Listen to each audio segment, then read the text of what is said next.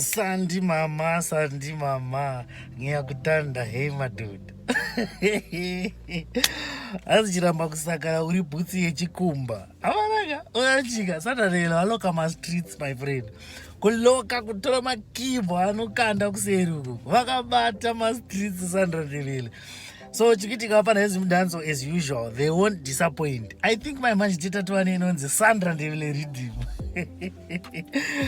Hausikuda aiwe ja ozarika Sandra Ndebele ari kupisa, vari kurira, vari kuita kubvira. Iyi ndicharwara private but asida kunyembera. Sandra Ndebele akabata, vakaita nonzi kubata, saka hapana ezimdanso havana kumira wabva vatikandira chira aiwa of course haasi Enzo Aisha.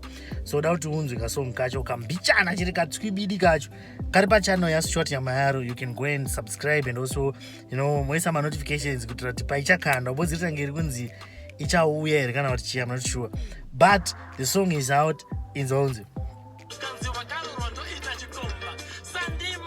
leta chikomba madhodha yechikumba chikomba chizo manje malines izo malines uza uri chinhoi ndaona nemacaves vafana vakaipa izwa azi uri chinhoi ndaona nemacaves izvo ndasarambozvidza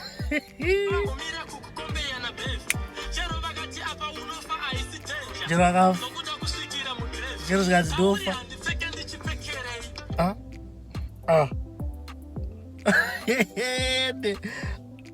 alright atanzi pauri handipfeke ndichipfekere. Of course asizoti kupfeka chii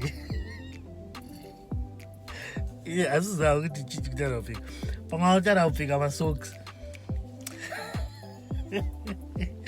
or maybe autara kupfeka boots. Unopfekerei boots kana mashooters kana ida kutamba bhora. Chimbonudza kuti unofungidzira kuti chii chikutara kunzi handipfeke pauri handipfeke ndichipfeke. Ndopaperera song yacho though. So please go and check out Short Yamayaro and you will love the song. Yes, Sandra Ndebele ari kupisa my guy. If this is your first time to be here, please don't forget to subscribe and also click the notifications bell icon because tokupai zvirauro every day. And also we now have a new channel inonzi Kundai Chitima Live. We are going to be doing my live videos ipapa. Sasa zoti hauna kuudzwa. Sazoita zvekuudzwa. I'll see you in the next video.